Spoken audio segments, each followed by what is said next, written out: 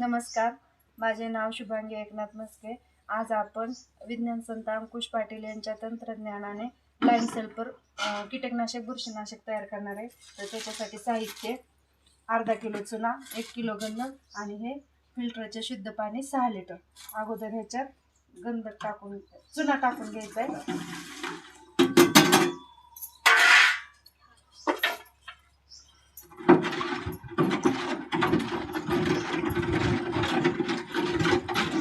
चुना चांगला ढवळून घेतल्यानंतर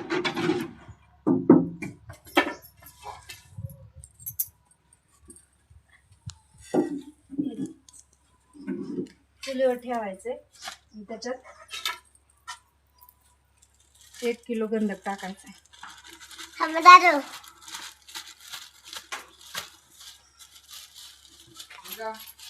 आता हे गंधक टाकल्यानंतर